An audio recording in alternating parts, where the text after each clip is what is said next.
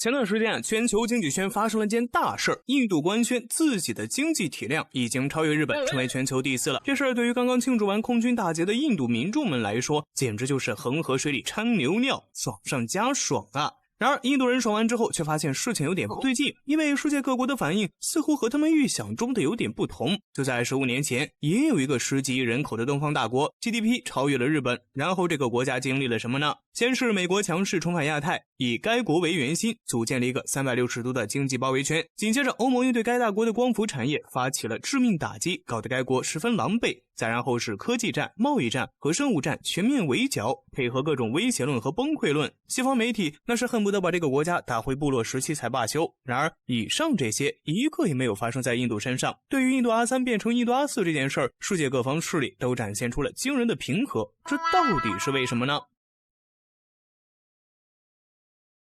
其实问题首先就出在这个数据本身上。实际上2024年印度的 GDP 总量是 3.9 万亿美元，而日本是 4.2 万亿美元，也就是说2024年印度并没有超越日本。那么印度官方为什么又表示已经超越了呢？仔细查阅报道，我们发现该数据来自印度最高政策智库国家转型委员会，而发布这个数据的官员说，国际货币基金组织在世界经济展望报告中预计到2025年底，印度的 GDP 总量将达到 4.187 万亿美元，超越日本的 4.186 万亿美元，成为全球第4。也就是说，印度人不仅预知了胜利，还预知了一份别人编写的胜利。什么叫赢学宗师啊，家人们？而且这还不是路边的野鸡智库，是正八经的印度最高政策智库。你就说一般国家怎么能赢得过他吧？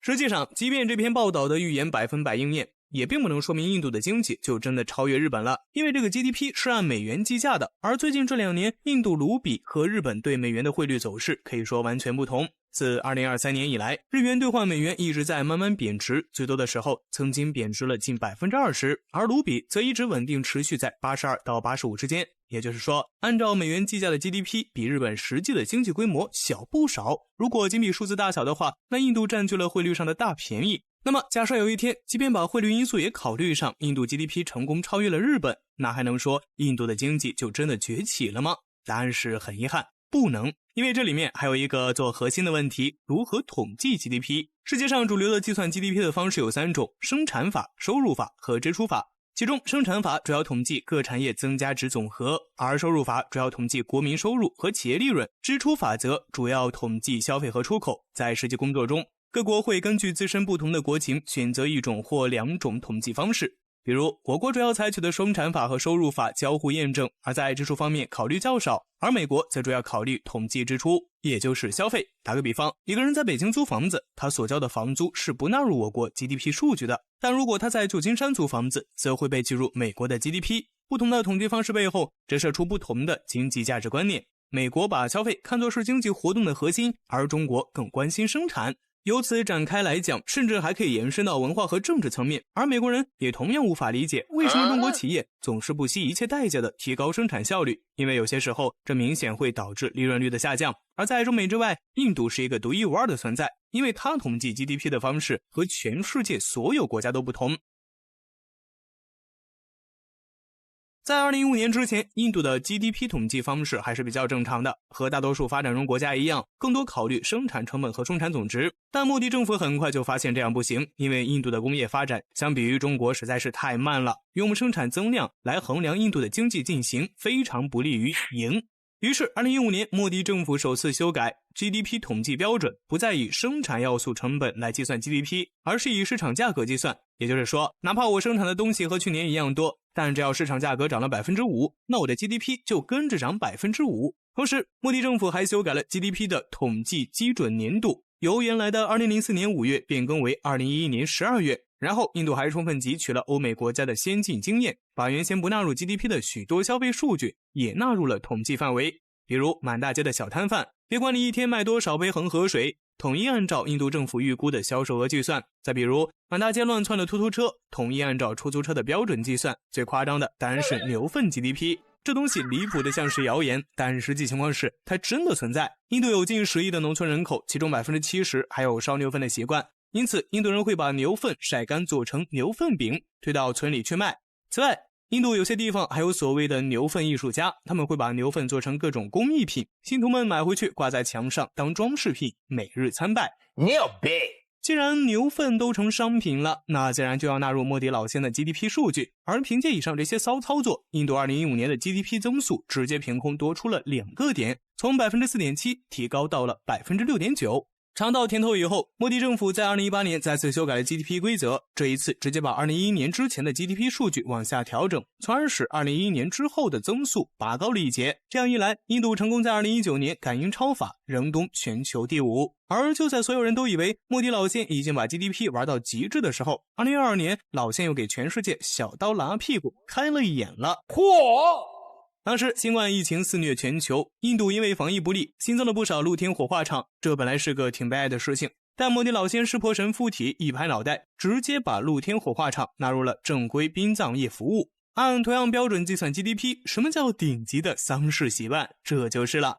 人才啊！所以看过了这些例子，你就能明白为什么世界各国对印度成为第4大经济体这事儿反应如此平淡了。莫迪老先一进店，所有喝酒的人便都看着他笑，有的叫道：莫迪老先，你的 GDP 报表里又掺牛粪了。他不回答，对柜里面说：温2碗恒河水，要1碟咖喱牛粪饼，便排出4份智库报告。他们又故意高声嚷道：你一定又造假经济数据了。莫迪睁大眼睛说：你们怎么凭空误人清白？什么清白？我前天亲眼见你让统计部把贫民窟铁皮屋算成房地产，奶茶摊的吸罐充作金属制造。莫迪便涨红了脸，额上的朱砂绽出条条青筋，争辩道：新兴经济不能算造假，新兴经济新核算标准的事儿能算注水吗？接连便是难懂的话，什么2047发达国家，什么人均币超2万刀之类，引得众人都哄笑起来，店内外充满了快活的空气。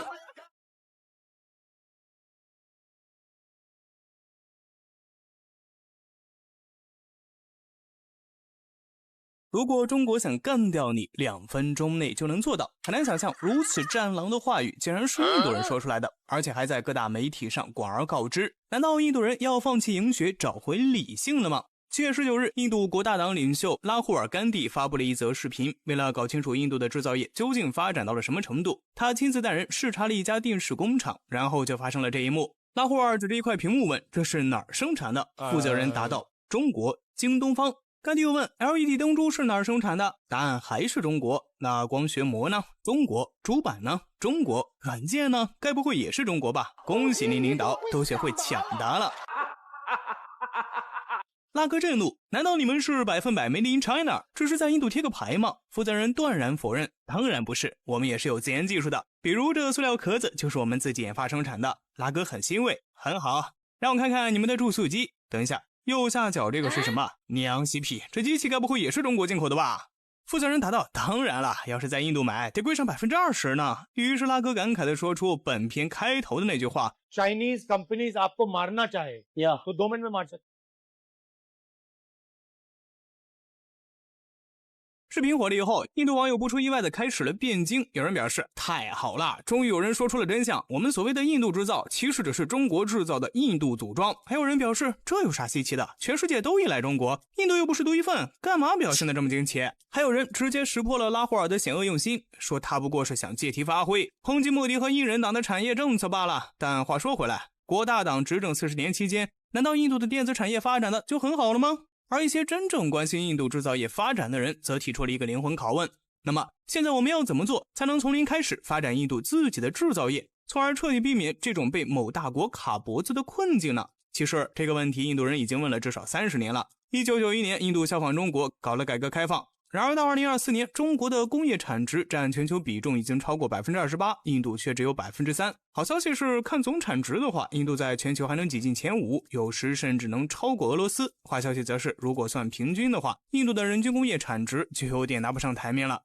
为啥中印同时建国，印度的工业发展却比中国慢这么多呢？之前国大党的说法是都怪中国，因为1962年印度被中国暴打了一顿，直接导致尼赫鲁道心破碎，同时也彻底剿灭了印度精英阶级对发展重工业的热情。1964年1月，尼赫鲁在布巴斯瓦尔举行的代表大会上宣布，要限制私人资本，加强国防投入，在1976年之前建立一个强大的工业体系，而且他再三强调，先发展重工业，才有国防，有了国防才能更好的发展经济。但问题在于，钱从哪儿来？之前尼赫鲁是不结盟运动领袖，是印度国父，他说一没人敢说二，但现在仗打输了，反对派天天在报纸媒体上指着他鼻子骂，地主老财更是紧紧捂住钱袋子，出钱？出什么钱？花那么多钱也没见你打赢中国啊，还想要钱？门儿都没有。因此一直到1964年5月尼赫鲁驾鹤西去，印度的第3个5年计划也没能展开。尼赫鲁死后，印度政府和美西方的接触日益多了起来。1965年夏天，世界银行派了个代表团来新德里交流，期间给了印度几条发展经济的建议，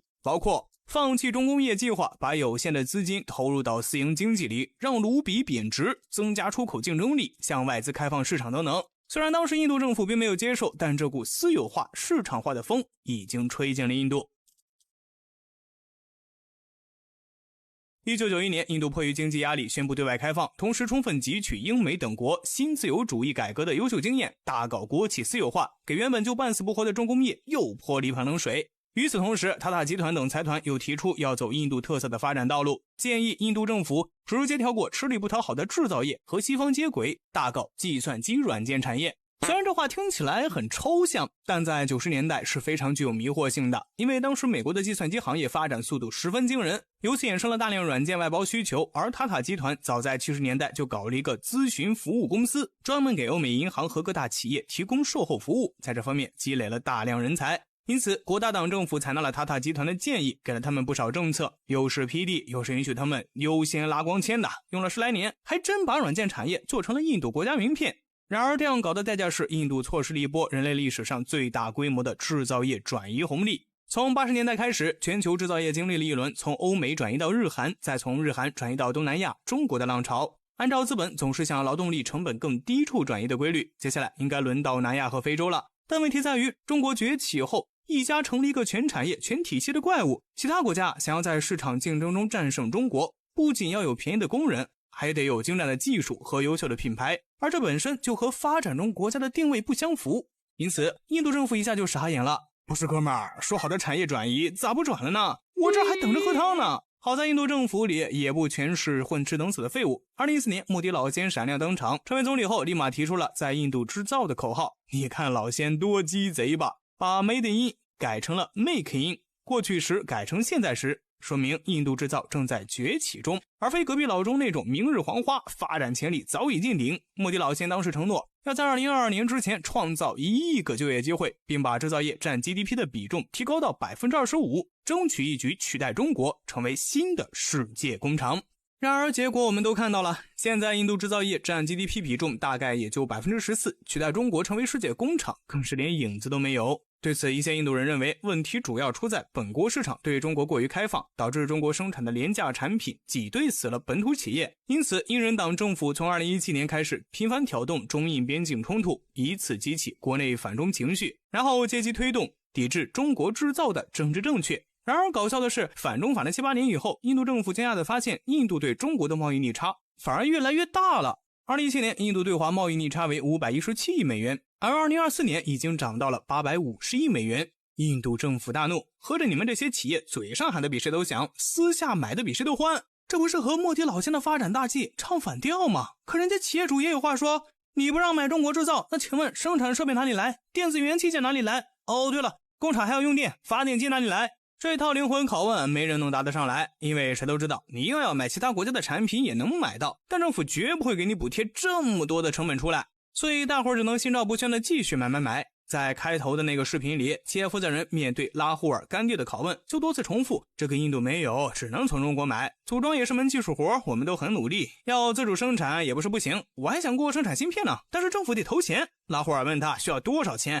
这三哥一张嘴就是10亿卢比，还说这笔钱只能开个头，要想把产业做起来至少得有20-30亿美金。拉哥闻言沉默了，然后结尾笑嘻嘻的说道，你们的处境很艰难，但是我看到你们在努力了，这很好。负责人也跟着笑了，可见在绝不内耗这件事上，印度人是真的做得很好。希望三哥能永远保持这样的乐观自信，也永远保持这样的对华政策，因为只有这样才能保证下一次产业转移不会发生在印度。梦想总是美好的，就让印度的世界工厂梦永远只是一个梦吧。